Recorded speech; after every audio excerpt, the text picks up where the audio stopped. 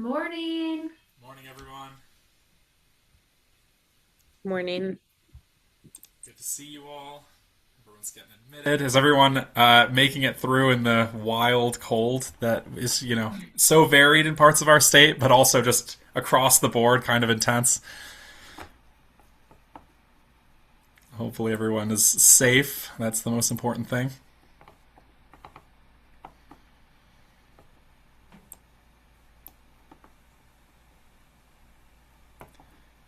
All right. It's still slowing down. I see the admissions slowing down a little bit. That's awesome. All right. So, without further ado, let's get right into our peer learning community for January. So, our topic for today is going to be about high quality meeting facilitation. We're going to talk about the requirements of meeting, like a little bit about the requirements of meetings. We're going to talk about reflective facilitation practices, and we're going to we're going to talk about collaborating on a family childcare network specific reflective tool that we're going to use. So each of us will have a tool that we go over, and then all of us will have the opportunity to weigh in on it and provide feedback and suggestions to make it better, which is really exciting. One of the main things that, before we hop into all of that, I'll give a few just updates and responses to the December PLC feedback. That's working really well, so we do appreciate very much your thoughtful feedback in those SurveyMonkey surveys. It's helping us to really shape the agenda for the PLCs moving forward. So, just to address some of those, we got a lot of comments about, responding to our questions about the Google Drive and resource sharing. One of the things that we did was we talked about that with MyLeap, and they let us know that there are a number of resource guides and sharing what would you call those? Resources, I guess. So MyLeap is developing something along with MIAEYC. Childcare Back Office is also working on developing resources that people can join into and get support with. And so what we want to do is make sure that when we're building something out, it makes a lot of sense for our community specifically. So that's home-based providers, but that's also you all, our family childcare networks. And so we're still working on getting a solution that brings everything up to date. And so in the meantime, we're going to keep using our Google Drive. We've got a few more resources to put in there after today. And one of the other things that we're going to be focusing on is making sure that we're all that we review it with you, so that even while the Google Drive is a little bit less searchable or surveyable, we'll bring up the things and share the links directly via email that we want people to be focused on. And so that's how we're going to kind of waddle our way through this time of continuing to build a better resource for ourselves. Other things that we received was feedback about PLCs in general. So people were looking for more supportive pre-read materials, especially if we're going to have peer learning communities that are quite content-driven, content-focused. So definitely heard that. We sent out some optional pre-read material for this meeting, and we'll continue to keep that in mind, especially when we have content-heavy meetings or things where we're really trying to focus on bringing in a consultant or trainer. And also, people reminded us of the requests and also the evaluation support that we received that is talking about the value of bringing in more opportunities for hubs to network with one another. So that's another thing that we're going to work on. We put something together for today that has a lot more of the hub peer-to-peer conversation. We're going to do some breakout room activities today. And so we're hoping that we can create more spaces for you all to network with one another. And so we'll continue to prioritize that because it is so important. Other things, just general Family Childcare Network updates. We have returned to statewide coverage. The sort of broad announcement about that from MyLeap will be coming out soon. So this is a kind of early heads up that that process has been completed, and Northwest Michigan Works will be joining our PLC next time through. And my side was also a successful applicant to be supporting the counties that temporarily did not have an FCCN hub. So we're feeling really positive and good that we've identified those hubs. There are folks with lots of FCCN experience, so we can continue right along with all of the wonderful knowledge that we have built with each and every one of you. And also, now that we're back to that complete group of hubs, we will be soliciting or we'll put out a request for bid to look for childcare business support contractors to support making tangible impact on network members' businesses. I know that Amanda has been working with many of you in progress meetings to talk about what you're already doing because we want to avoid duplication, and we hope that it's something that we can provide that builds onto the capacity that you already have, as far as the experience you've built with and trust that you've built with your network members supporting their businesses. So those are just some updates, and we're going to hop into a connection activity. All right, thanks, Sebastian. So for our connection activity today, I'd like to encourage everybody to come off mute to share. What type of facilitation comes most naturally to you? So we have four different styles here. Our energizers, who are motivating network members, bringing that positive energy. Our drivers are ones that are keeping everyone and everything on schedule, focusing on ensuring those learning goals are met.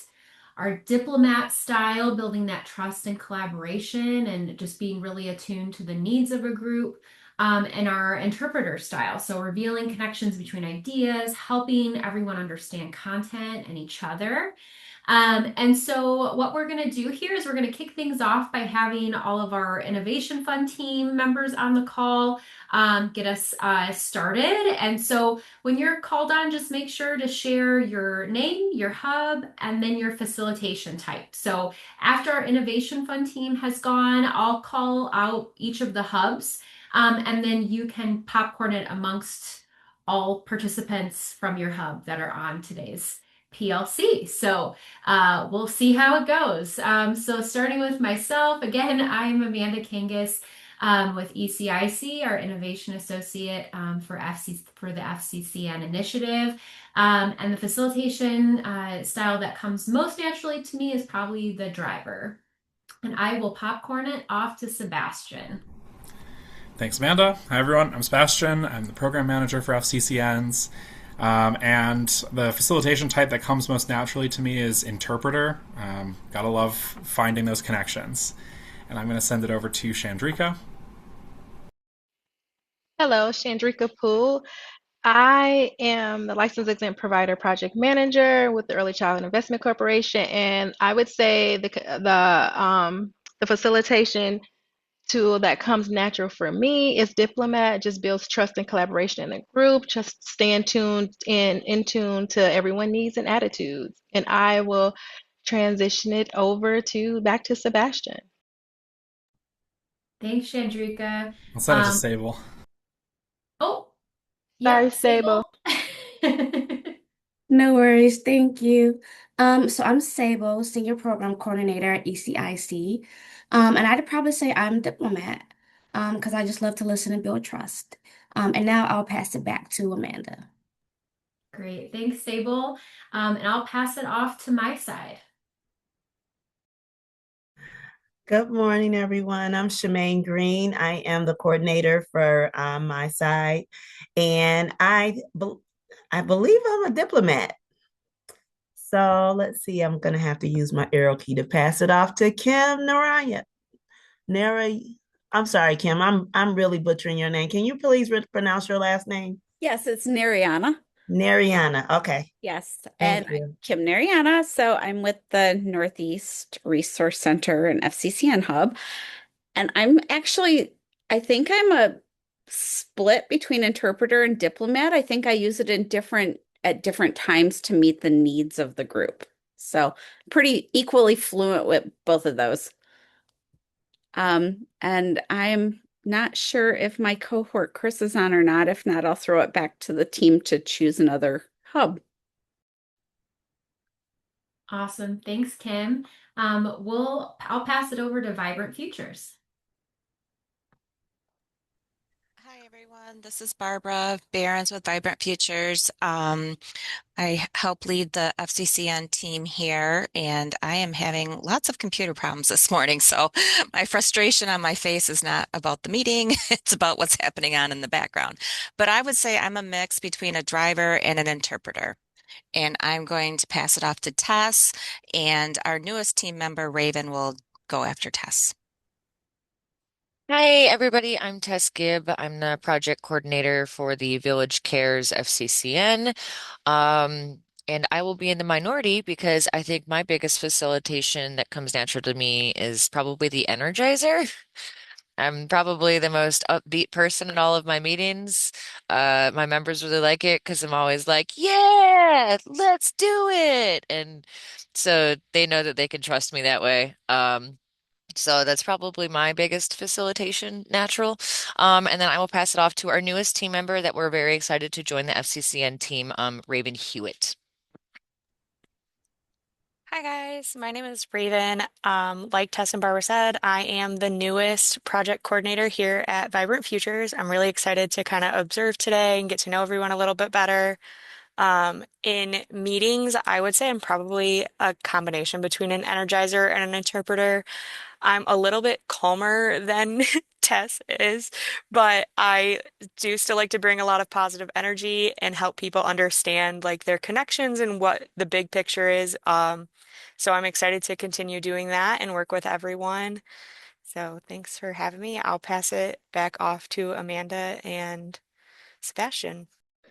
Thanks, Raven, and welcome. And also love that Energizer energy. I think we all need that in meetings, especially in this cold, dreary January month. So, great. We'll pass it along to United Way Midland.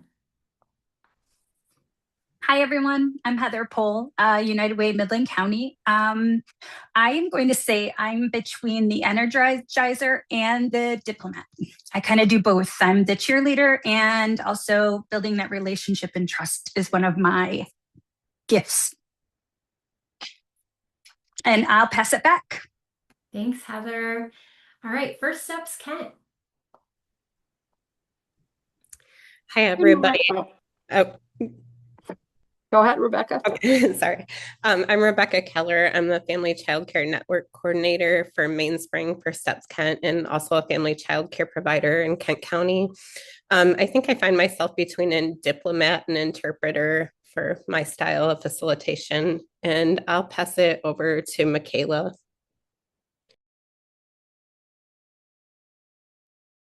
Do you want me to go or do you want them to finish their hub first? Um, Great question. Well, let's have first steps Kent finish, and then we can pass it over to you, Michaela, and Kent ISD. Kristen, did you want to go next? Sure. Good morning, everyone. I'm Kristen Sobolewski, and I support First Steps Kent Mainspring FCCN with Rebecca and Awilda. And I would say I'm two ends of the spectrum, like energizer and interpreter. So a little bit of both. And I'll pass it to Awilda. Yep. Hi, everyone. Awilda Diaz here, project manager at Mainspring. And I would say I am the diplomat. Thank you. All right, we'll pass it over to Kent ISD. Okay, I'll go first. I'm Michaela, and I facilitate the LEP FCCN at the Kent Resource Center. And the one that comes most naturally to me is diplomat. And I will pass it to Jamie. Morning, everyone. Jamie Mueller, Program Director for Great Start to Quality, Kent ISD, and I help oversee the FCCN hub here. The one that I align the most with would be the diplomat. And I will pass it over to Christy. Good morning, everyone. Christy Monge Franco from Kent ISD. I support the Hispanic FCCN.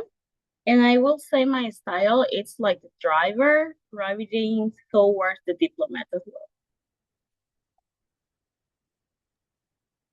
Great. Thanks, Christy. All right, Southwest Child Care Resources. Good morning, Aubrey Burns, Operations Manager at Southwest Childcare Resources. And I'm also one of the supervisors overseeing our Family Child Care Network. And I definitely feel like I am a little stronger in the interpreter. I think that's like my former teaching self coming to life there and trying to make sure everybody understands. But just me today. So Amanda, I'm going to pass it back to you. Thanks, Aubrey. All right, 4C of the UP.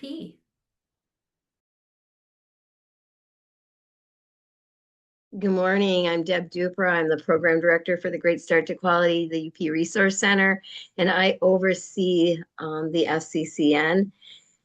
And in all honesty, I'm probably a little bit of all of them, but the driver is probably my main spot. And I will pass it to Lisa, and then we have Brooke.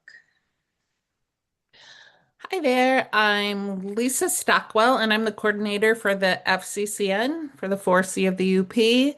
And I guess I think I'm a mix between the energizer and the diplomat, 'cause I lean heavy on relationships, but I also try to be extremely positive.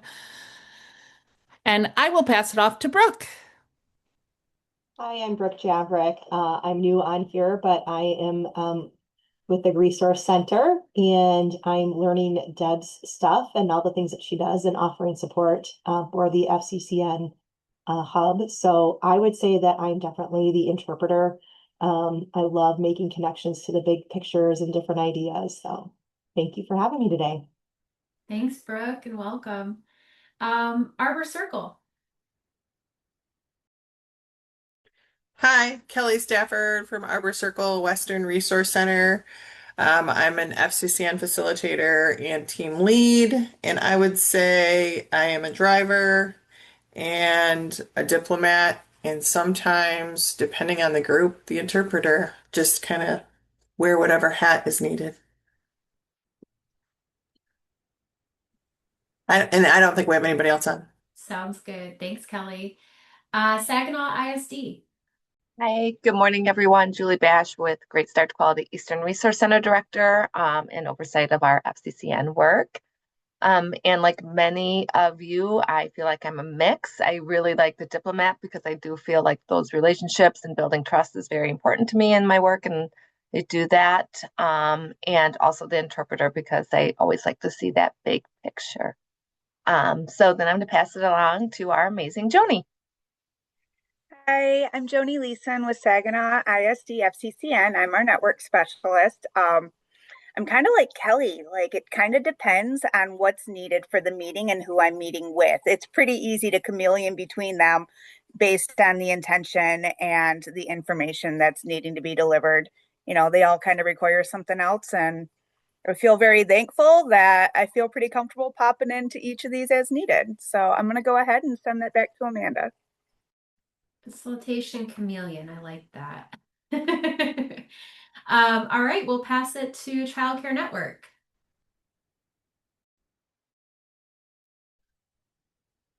Hello, I'm Colette Massey. I run the LEP FCCN for Child Care Network, and I want to say I am a mixture of energizer and diplomat. And I'm the only one on for my group. Thanks, Colette. We'll pass it over to Bethany.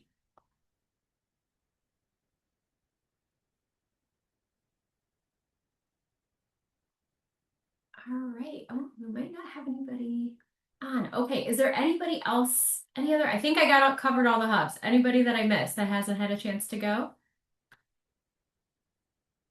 Great. Well, thank you everybody for coming off mute and taking a second. Sebastian, I saw you wrote up the chameleon as well. Definitely will be a theme. And as many as you mentioned, you're all wearing a lot of different hats and having to kind of transition between these styles, maybe even all within 1 week, all within one meeting. So yeah, thank you all for participating. And I'll pass it back to myself on this slide as well. So next we're going to talk about assumptions. And then just wanting to, talk about how we all come today with the assumption that all hubs have been holding network meetings for multiple years. And I've realized a lot of successes with this component of the FCCN initiative that we get to hear about every progress meeting. And also that there is a lot of diversity about how these meetings operate. And one of the other assumptions that comes with that is that they're primarily driven by network member input. There are many acceptable styles, tools, and skill sets. And also that facilitators can always work on reflective facilitation practices. So a strong network is one that continually reviews its network meeting practices and outcomes. We're also looking at today that networks have changeover in staff, so it can be helpful to provide examples of resources and training for network facilitation to keep bringing folks up to speed as well. Network members anywhere in the state should be able to expect that their network meetings conform to evidence-based standards. So that's also, assumption that we're coming with here today as well. And then today in the PLC, we are going to work from fundamental meeting requirements through practices for establishing a clear meeting purpose. So before returning to discussion about how we can continually develop ourselves as reflective facilitators. And next, I'll pass it over to Sebastian. Yeah, thanks so much, Amanda. So we'll kind of follow that pathway that Amanda outlined throughout the PLC today. So we're starting from that space of just going over a few FCCN meeting requirements that have come up in progress meetings and questions have been asked about them. So we want to make sure that we take the time today to lay the groundwork, and then we're going to build from that through the different aspects that make those strong meetings. So just a couple things that I really wanted to make sure we touch on, just because there's been some confusion about it of late. We want to make sure that all FCCN meetings have a sign-in sheet that includes the meeting date. Participants should ideally be signing themselves in. If they do attend virtually, so let's say you do a hybrid meeting, a record of their Zoom attendance can work if their name is in that Zoom username. And then if all else fails, a staff person can record their attendance. It is okay if that happens. I forgot, oh no. It's nothing to worry about. It's just that given the world that we're currently living in, there are just steps that we're taking to make sure that we're above board across the board. So there will just be things that we ask or bring up because we're trying to make sure, or our compliance team is trying to make sure that we're well covered in the case of any kind of questions about spending. The other thing that all FCCN meetings must have is an agenda. And that agenda needs to minimally just include the date and location of the meeting. And also include a main goal or a priority of that meeting so that it's clear why the group convened. And we're going to be talking about that a little bit in our next section about establishing meeting purpose. But I just wanted to really, really drive home that point about the sign-in sheets and the agendas, because our compliance team let us know that if there were ever an audit, those things could be requested as far as 6 years out. So it's very important that you keep those as well in accordance with your own organization's retention policy in case there were ever to be questions about the meetings. So I'm happy to answer more questions about that via email, or if there are questions immediately, I can definitely answer them. But as that is taking effect, we can definitely work through any questions that you might have. The other things that FCCN meetings all have are a learning objective, intended outcome, or key topic that's directly connected to a benchmark. That's a really important aspect. It helps us to make sure that we're speaking a common language with our network members, that we're sharing the why behind what we're doing, the how we arrived at it. And so today that is something we're going to be focusing on, are how and when do we build those out, and maybe sharing with one another some good examples that we're bringing to the meeting today.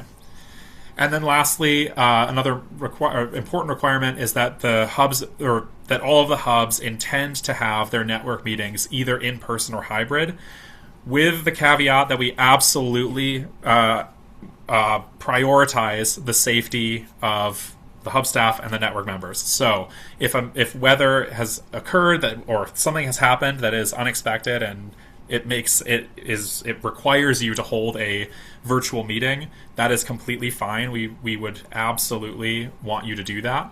But the planning for them, the meetings should be designed around with the intention of being in person or hybrid. So any questions on that before we jump into the next section? I have a quick question, Sebastian. Yeah, for sure. Sometimes the reason why we would do a virtual meeting is because we invite facilitators who it's just not possible for them to join us in person. And so that is maybe another reason why we would do a virtual meeting over an in-person or hybrid. I see. Yeah, I think the one thing we could definitely talk about this as well, one to one. But one of the things we would recommend in that context is whether folks are able to meet in person and zoom in the trainer, because of the again that requirement that you want to make sure that the people who are meeting together have a similar experience of that trainer, and sometimes people have technological barriers or things of that nature. So that would be the idea behind still meeting in person in that context. Sebastian, Colette also has her. Oh, sorry. Yep. Oh, I just had a quick question. With the learning objectives, would you like those on the agenda? So that is so we will not be collecting the agendas. Again, that's like really just to make sure that you all have those in your records. And so yes, I would say that if that is if the learning objective is the main goal of that meeting, then yeah, absolutely that would be something to include. And we'll talk more about that in the upcoming slides. Aubrey also posted a question in the chat regarding that they record all of their meetings via my registry, including sign-in sheets, and would that be sufficient? Yes, so that there just needs to be a way that it's recorded of who was there and what was the purpose of the meeting. One important thing is the sign-in sheet is very, very important with federal money for making food costs allowable. So that's another important reason that the sign-in sheet is there. Sebastian, I had a bit of a question about sort of a follow-up to what she mentioned earlier. With the intent of Zoom, like January meeting, I had, because my hub is split across 3 counties across our area, I did a Zoom, particularly because it's January and because our trainer was completely out of our area. So if it's intentional and for reasons like that, like, should I just discuss it with you ahead of time, or can there be exceptions for stuff like that? That's another great question. I think we really want to like move toward making sure that we have those like in-person or hybrid components. I know that people, as they are working on spreading out across their counties, it makes sense for them to, for example, break things up in a way where people might meet in a, like some of the network members would meet in person and others would be part of that in hybrid, and try to figure that out. So there definitely are questions that we do still need to do some figuring out with. And I would say, and I want to say this to everybody on the PLC, that Amanda and I are absolutely here to answer those questions in real time, like as they're coming up for you. So please do let us know your specific situation and we can work on getting a good answer to it. But as far as like where we're at right now, I definitely say that the priority and the emphasis is on making sure that at least some of the network members are meeting in person. And even if that means that for regional purposes or to make things work regionally, others are joining virtually. We're working that out. That's definitely one of those things that is a little bit crunchier as far as like making it work with the networks that we have currently like the number of networks that we currently have available. Correct. And also just because geographically my area is typically special in January, we just automatically opted to do a Zoom for that month, just knowing that. So yeah, and we would honestly, and we would consider that for the weather. We're certainly not trying to be extremely strict about this. I think it is the most important that the budgets are designed with this in mind, with in person in mind. And if then they don't happen that way, or we can talk more about it in the specifics, because this idea about like, oh, like, well, what was planned and what wasn't. If January is going to have incredibly inclement weather, we need some more thinking on that for sure. Okay. Hey, Sebastian, this is Deb, and I just wanted to say, yes, Kim, I appreciate that your region is special, but when you're looking at 15 counties and we have over 120 inches of snow right now in Marquette, we are looking close to that. We are looking at that virtual option January, February, and potentially March, depending on where we're at. Yep, and we definitely want to make the allowance for weather and things of that nature. We do know that you have gone out of your way to make things work in person when you're able to. That is a known quantity, so we'll keep working around that assumption. Yes, Barbara, I see your hands raised. So I guess I'm just a little challenged by this because we're 3 years into this and we had a meeting set up. And then when you start thinking about people needing to take the time to travel to a location, because we're 5 counties, and be in person, then that would probably change the entire dynamic of like when we would meet and possibly the membership. So, we were kind of set up as meeting a couple times in person and then pretty much doing it via Zoom in an evening situation. But I don't think we can expect, childcare providers that are working till 6 p.m. to then get in their car, drive 45 minutes, and then turn around and be back to work at 6 a.m. I mean, I just, that's just frustrating. We'll make it work, but having these kind of guidelines come up when we're like 4 months in to a year is a challenge for us because our meeting schedules set. We've got our Yeah, speakers lined up. We've got everything. We're rolling down the path here. So just having that, come up is going to be challenging for us because it took us so long to actually land on a date when everybody could sure. make it. We're like the second Tuesday at this time, and and it's always a challenge. But then now to also put in like, oh, we're going to be meeting in person, I don't know how it's going to go. So For just sure. giving you Yeah, that feedback. I know, you guys are willing to work with us and I super appreciate it, but having these kind of, guidelines is, just something that we're going to have to consider moving forward. yeah, for sure. We'll definitely make sure to come back to this and clarify in greater detail. I hear the need for that.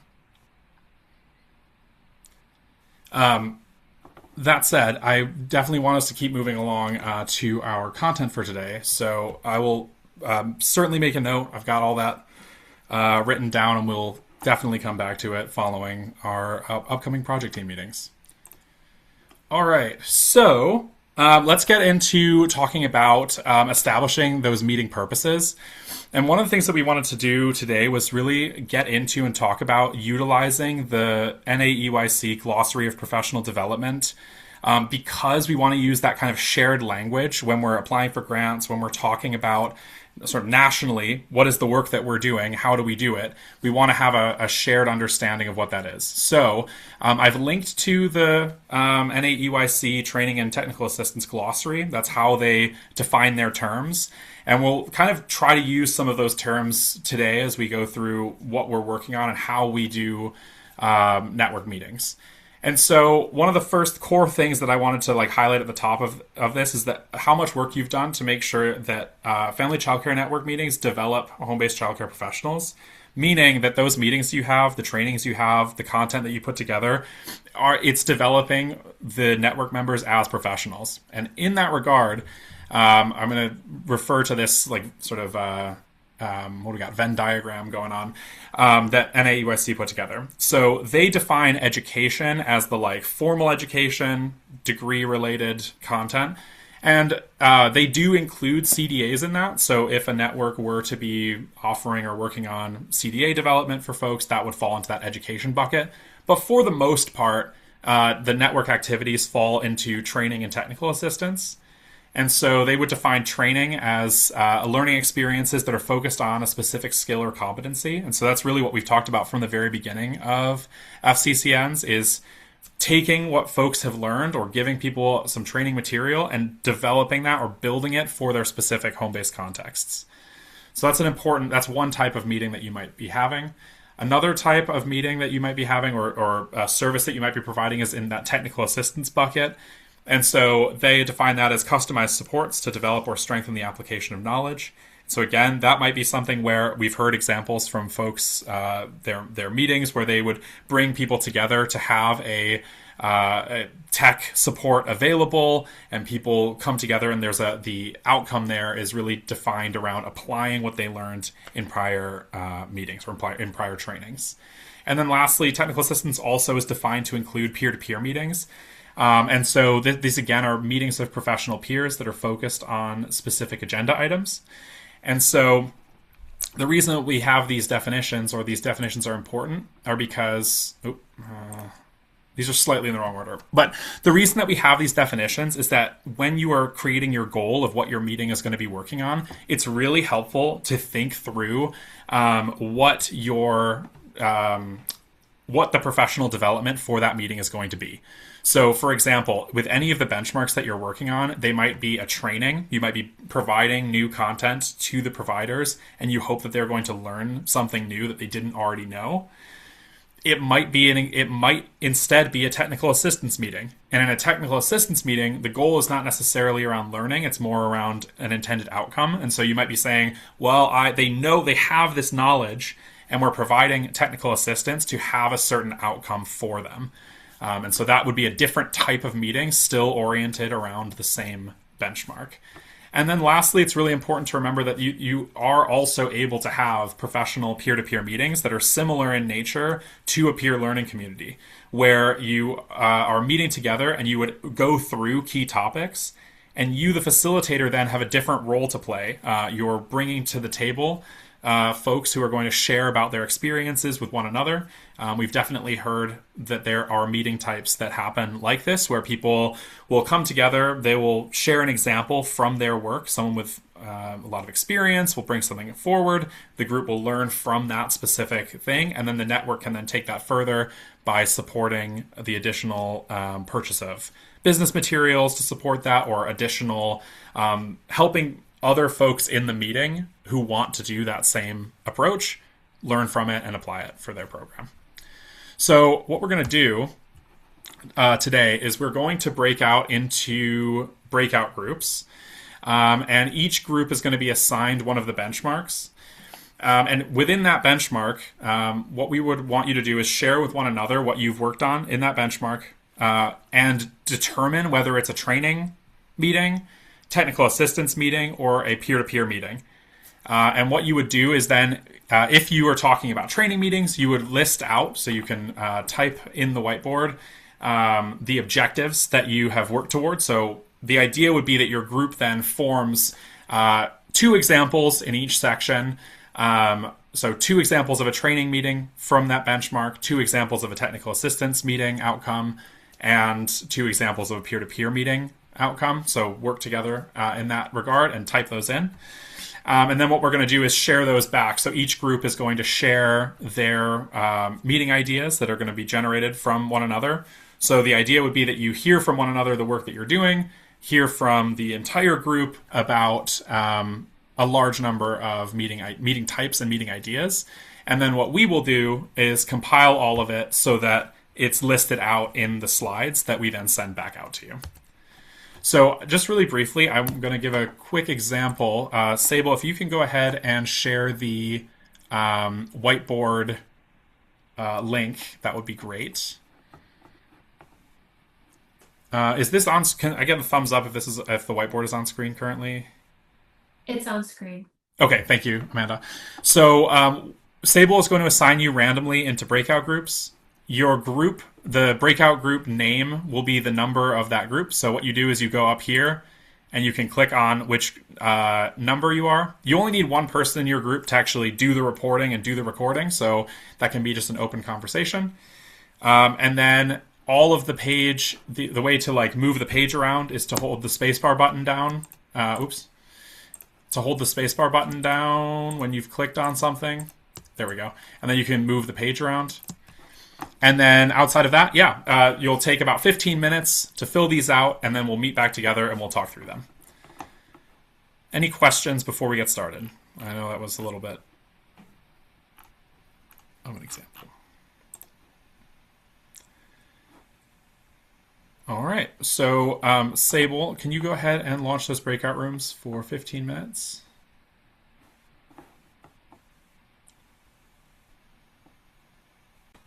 I hope it was a good opportunity to speak with one another and talk through some of those benchmarks and breaking out the different kinds of meetings that are possible. I would love to now do a share out. So if we could have the reporter from group 1 talk us through what your group talked about, please.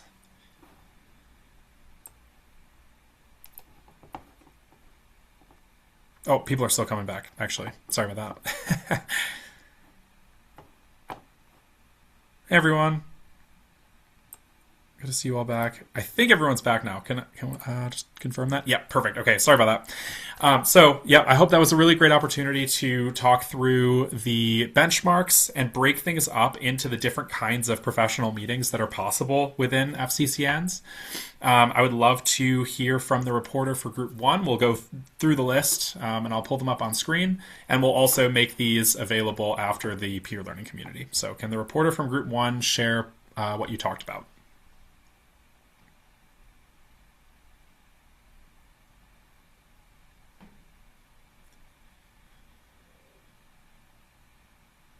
We did not select a reporter, but I can read what we have if that's okay. Perfect. Yeah, that's great. Aubrey typed it, so thank you, Aubrey.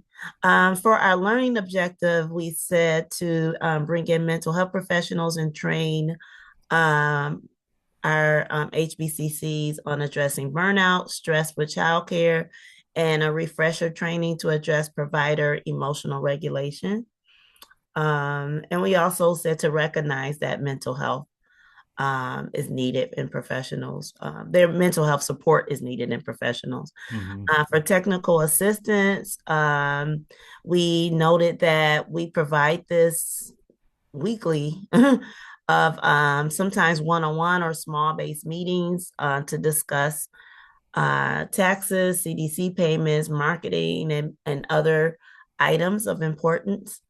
And then for our peer-to-peer, most of this is also D1 in our benchmark, where we discuss network provider team building activities such as a painting class or pottery or a social time during the network, traveling as a group to other childcare businesses to network and explore new ideas as they get together, using different forms of media, tangible pictures or stories to share ideas related to their programs, and also connect with one another in that way. So there were many ideas that came up during that peer-to-peer. So but this is a good start for us.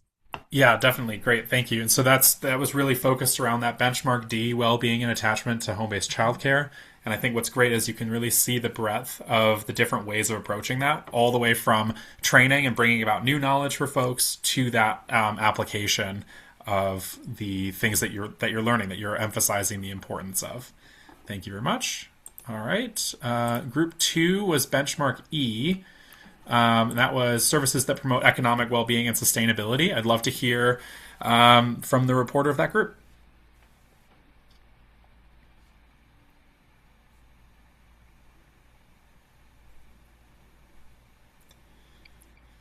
I can go ahead and report out for our group.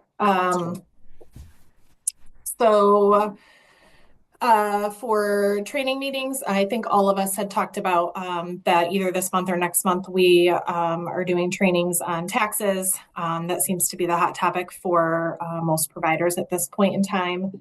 But then also childcare back office has been one, nurture benefits, nutrition and financial supports for healthy eating. So using the Go Knapsack series and Reggie's Rainbow Adventure. And then partnering with Mainspring for the All Our Kin business training series as well. And then under the technical assistance meeting category, learning more about the percentage of space related directly to the tax training portion, questions that they can ask, relationships that are being built, and then follow-up on-site visits, email, phone calls, one-on-ones, things like that. And then we actually had quite a lot of conversation regarding the peer-to-peer because we feel like this is a really important part of all of the meetings for cohort members to get connected to one another. So every session offers peer-to-peer afterwards. Some of the cohort members, they have text message group threads where the members can text one another directly to ask for questions or just get support from one another. One of the hubs has a newsletter that they send out, which captures pictures based off of previous meetings and learning topics. At our hubs, we always have opportunities for members to take on leadership roles and just present and connect to one another, whether that's kind of being in charge of an icebreaker activity or sharing an activity that they did in their program that was really beneficial, or a new business practice that they did that was working really well, things like that.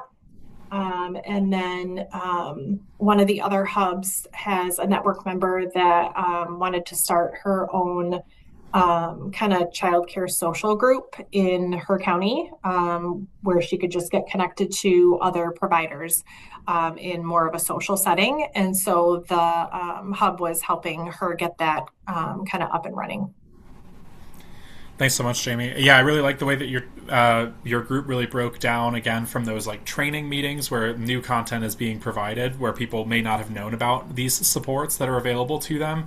And then I really appreciated that explanation about the time space percentage and with tax supports, because you can learn that time space percentage is a way to save money, and also applying that can be another very different challenge that requires a different kind of support. And you also mentioned how that can both happen in a meeting, but it also happens a lot of the time via on-site support or the technical assistance provided by hub staff. Awesome stuff. Thank you very much. Okay, group 3, benchmark F, about quality childcare practices and how that enhances child and family outcomes. Could I hear from the group 3 reporter, please? Yeah. So after group 1 shared that they were tying it to the individual little indicators within that category, I've been like going in, I'm like, yeah, we actually did that. So excuse the notes half having those.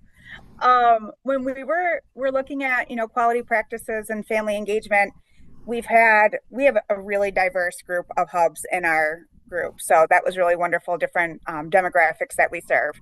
One has had training meetings to discuss GSQ levels and identifying pieces that programs may have in missing with, how they're doing things as they relate to that and how to increase their levels. And then STEM activities with hands-on activities that providers can learn how to use different materials better and incorporate them into their programming across various age groups. And then another group had a playground training where they learned about playground safety as it relates to licensing rules and different guidelines for updating or creating your playground. So that was real fun. Technical assistance, one of the big ones that really came to the forefront was working through that GSQ process, maybe how to upload things with my registry, how to gather your documentation, put together those handbooks and policies so that they're more cohesive and not 15 different papers all spread across, right? But we have it all collected in one area. And then peer-to-peer, as our other groups have shared, was a really robust topic for us. Along with that GSQ theme that one of our members had going, they also opened it up so that programs can share what they're already doing well, and they're able to kind of learn from each other's programming, especially around indicators with family diversity and incorporating home language into their program. And I love that because as I work with different programs, that seems to be a hiccup for a lot of our programs that maybe are in areas where they don't feel like that's as prevalent as it is. We also have had peer-to-peer meetings where there's been a baseline of a topic with general information like outdoor play, and then members bring their own resources and ideas and organically start to take over that sharing, and they lead the meeting based on their conversations and learnings. And then we've had programs that have met at individual educators programs so that they can see other setups and kind of invigorate and share ideas with maybe at least as shared in the UP, they can't really access the outdoor area because the children will get lost in the snow. But one of the programs built like a deck to where that would be more accessible for outdoor play and hockey rinks. And Kelly had shared trolley trips they did years ago to like visit each other's playgrounds and kind of see the learnings that they took from that initial training into action and how people moved forward with that information. That's great. Thank you so much for sharing all of that, Joni. And again, it's another continuing that theme of like really recognizing like where, like how in a peer-to-peer meeting the providers really take over in a sense. The facilitator is there to provide that groundwork and that structure about what's going to be talked about, but really that content is coming from the network members. That's really awesome to see how people, obviously we know we've got a big spread of experience across all of our hubs, and so that's a really valuable resource to lean into. And then similarly with technical assistance, it's great to hear about some examples of ways that even when people have the information in front of them, it's still something where there are barriers in the way, that you all are doing a great job of resolving those. All right. And lastly, Group 4, Benchmark G, around holistic supports for children and families. I'd love to hear from your reporter, please.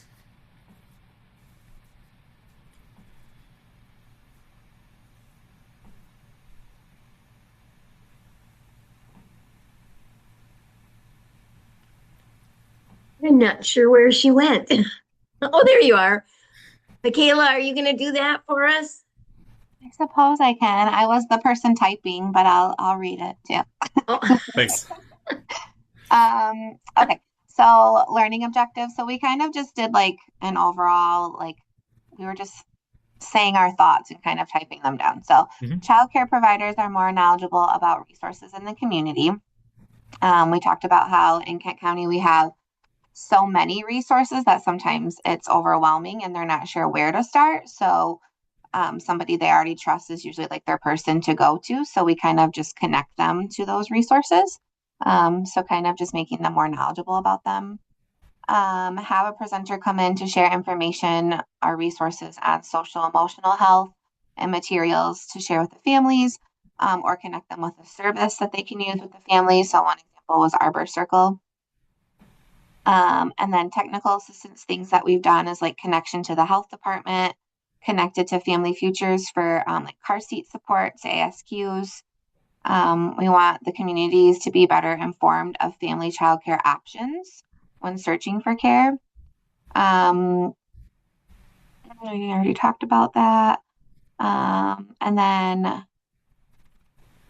promoting family childcare as professionals.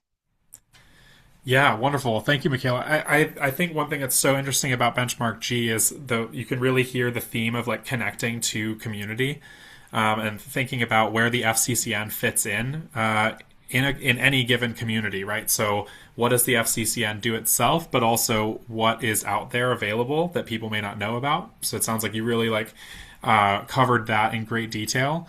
And I think one of the things, too, to always be thinking about is, like, as you're having these meetings, and maybe a peer-to-peer meeting would be a great place for something like this, is to have a conversation about what is out there and why it is that people may not recommend it, or what have people providers run into, that helps or that hinders them from being able to get those supports to the children and families that they're identifying. And actually, are they even identifying children and families that need support and just feeling like, you know what, I'm not sure what those next steps are. So that's all fantastic, and I really appreciate you sharing that. So moving on. Similarly, and this is kind of tying together, let's see if this decides to present or not. Oops, that's not right. I would like to present from the slide that I was at, please.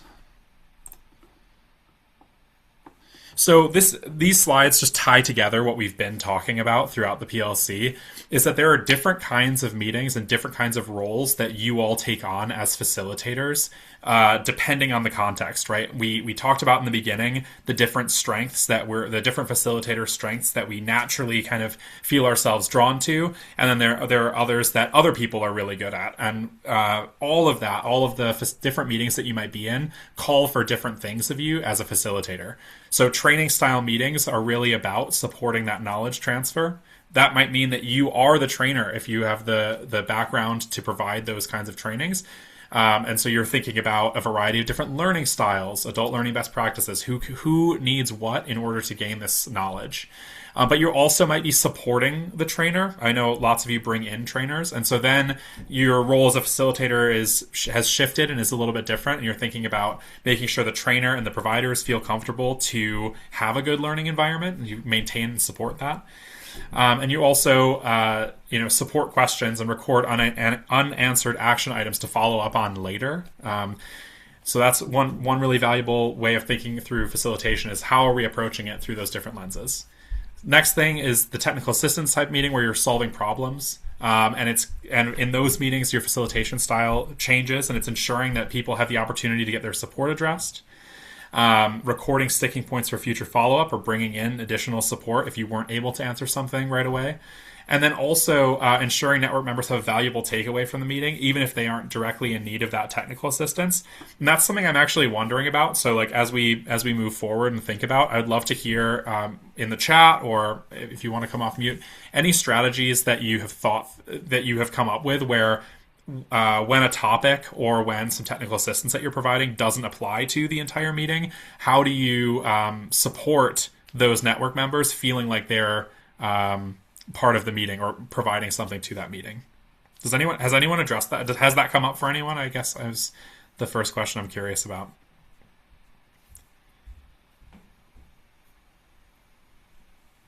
Sebastian, can you repeat that last part? I want to make sure I understood. Yeah, for sure. Have you ever had a meeting where when you're providing technical assistance, there are people who are like, I don't have this challenge. And I'm wondering how you keep folks engaged in those contexts. Because that's something that I know for myself, I would be like, oh, okay, like, that's a tough one. That's a tough one to, I would love to hear from an energizer or a diplomat on how they would handle that. Kim, I see you off mute. Go ahead.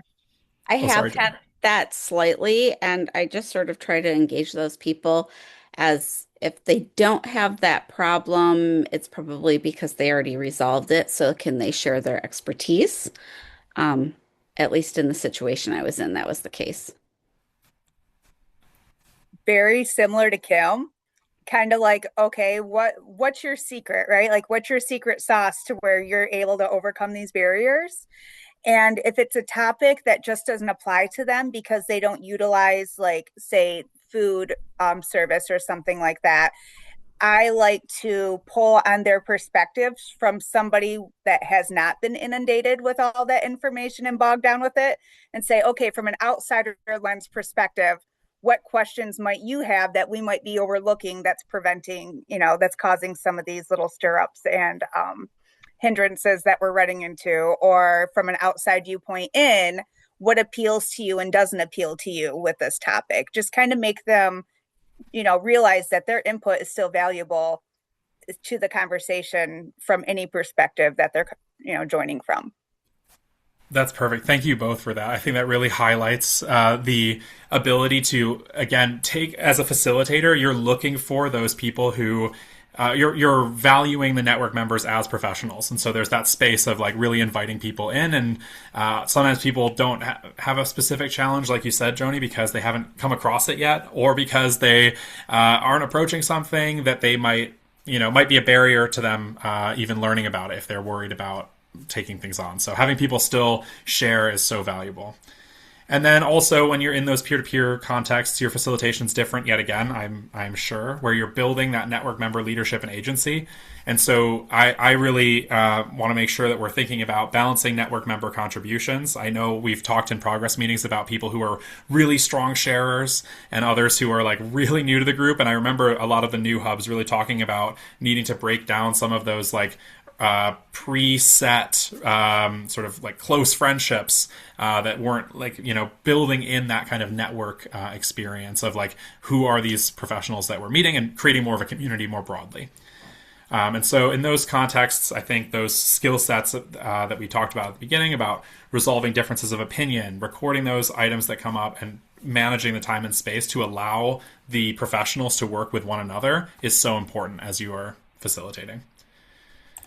And then, of course, the other two types of ways that your facilitation is going to be changing all the time are with in-person or hybrid meetings. They're very different. And of course, we can also mention virtual in this context, right? So when you're doing a hybrid or virtual meeting, you're really thinking about the space very differently. So the technology, the internet, the interaction between folks in the meeting is very, very different in each of those contexts. One of the things that after this PLC we'll be providing are various tools, and Amanda's going to talk about that in just a moment, but we'll be providing various tools to you for resources that talk specifically about these approaches, and we would love to also thought partner with you if there are things where you have questions about facilitating in these different environments. And so I'm going to turn it over to Amanda for our last interactive question here. Yeah, thanks, Sebastian. So for this next interactive question, I would love to hear from 3 people on how do you know if a facilitation went well? Anybody willing to kick us off? I'll share something. Our hub has implemented an exit ticket. And so when our time is up, when facilitation is over, when everybody leaves, then they just quickly answer a couple of questions. And then we utilize that data every month to plan for the next month and for the things that we're doing. That's great. Thanks for sharing, Rebecca. And how has that gone so far? I'm curious. It's gone really well. It's helped to inform our practices, but also our topics. So we're always looking for ways to gain information, and some people are more vocal about that. So I think the exit ticket helps people who are a little bit more shy to feel like they can have some input, and it just provides another opportunity for us to consistently draw data too, because over the course of our grant year, things change. And so we do a lot of strategic planning for the year, but then this helps us kind of month by month gain some other data as well. Great, thank you. Colette. Okay.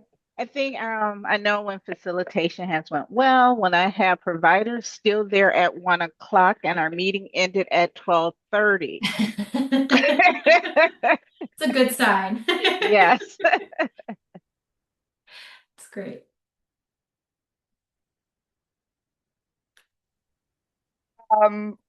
I have a post-training survey that's pretty consistent and looks similar that I use each month and just kind of update and revamp it. I printed it out. I printed copies for those that prefer that, and I also send it in a follow-up email for those that prefer to do things electronically, and I manually enter the printed ones just so I have it all in one same data area. And it's great because it also gives them an opportunity for feedback and suggestions and guides how I plan other meetings as well. And I copied some of my questions from Colette's post-training survey with, things like what can you use immediately? What can you use down the road? What do you want to know more about? Great. Thank you all for sharing. And I love hearing both that, collection of, that written feedback and also that tangible of people lingering after a meeting and, learning through just that component as well. So thank you all for sharing. Next, we're going to move into our next slide here and introduce a reflection tool. I would love to share this reflection toolkit. Sable, I'm ready for you to, if you want to share that link in the chat as well. And we would just love to walk you through this tool that we have started to develop and would like you all to co-develop with us.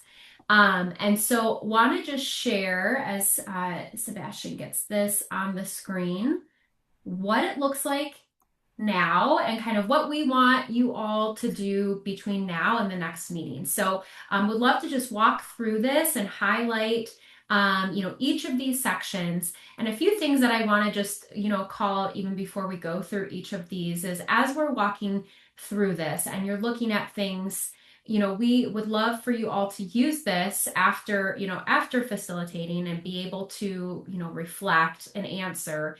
And I'd also just like, you all be thinking of it through the lens of if there are things on here that are, you didn't do or you check as like, nope, didn't get to it. Reflecting on that, no doesn't equal bad. no doesn't equal not complying, but reflecting on that no. Is it a no because something with the facilitation didn't go the way you wanted it to? Was it something that wasn't applicable based on the type of facilitation and meeting? So really thinking about that through that lens as you're walking through this. So just wanted to say that up front. And then we'll walk through each of these sections here on the tool. Sebastian, if you just want to scroll to the top real quick here. Okay. So again, for the first part, really just a basic like personal reflection. So just getting in that mindset of like, what does it mean to be a facilitator? Asking those questions, just taking a pause, and then gradually going into then the learning objectives, and reflecting on how they tie into the quality benchmark, which benchmark, taking some time to reflect once you've done some personal reflection, thinking about those learning objectives, and then going into that agenda development as you're reflecting. Did you include, the things that you were hoping to include, like just really looking at that agenda piece. And then after the agenda development, looking at the facilitator preparation and kind of reflecting on those components. After that, looking at location, was it accessible space, all of those, the way the room was arranged, thinking of just that location piece as well. And then just ending with and wrapping up with some post-meeting reflective practices. So thinking about if there was a guest or trainer, were they knowledgeable, reflecting on those components. And then ending, with just some of the things that we have already talked about today. We heard about in terms of like did I collect helpful feedback? What did that look like? Was there compensation? Did I offer resources? So really just a chance to just take a step back after facilitating and kind of go through this. And again, keeping that mindset of if there are things that aren't covered or are a no, to just dig deeper into those and the why behind that. All right. Thanks so much, Amanda. And so, what we would be hoping for, and the information will be in the follow-up email following the PLC, is that over the next month and a bit, when you're doing your network meetings, if you could utilize the tool once or twice or all the time, up to you, but we would like you to at least use the tool once to let us know whether it captures what you feel went well. So when Colette was saying, people stay long, and I know this meeting went well, the tool should reflect that. So if the tool's not helping, we would want to add to it to capture those things that are high quality. We also want to make sure that it might be able to it may support you in identifying additional questions that we can ask in PLCs. So if there were things where you answered a no, you might say to yourself, I wonder if anyone has been doing this. I just saw in the chat about follow-up conversations about where it's like, actually, I would really like to support my practices on follow-up after meetings, or something specific that we can then hone in on all together. That would be another goal of using this tool, a shared tool among all of us. And then lastly, what is missing that would be helpful to you? What do you want to know about your meeting, about the meetings that others have, things of that nature. So just keep that in the background. It's something that we will come back to in the next PLC. And so, that's really it for today. Please do fill out the SurveyMonkey for this PLC. It will support us with preparing for the next one. And that is all of our content that we are going to be covering today.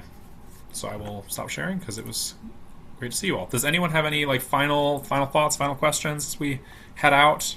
I would love to lift here, Deb. I appreciate you asking about just some knowledge sharing here. We have Colette and Joni just sharing some of their survey information as well. So thank you all for collaborating and doing some knowledge sharing here in the chat. Yeah, we will make sure, like we typically do, that the chat is summarized up and added to the slides that get sent out in the final email. In the recap email. So we'll make sure that everybody has the information.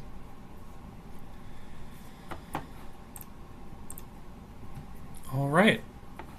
So, yeah, we'll let you go a few minutes early then. Wonderful. It was great seeing you all.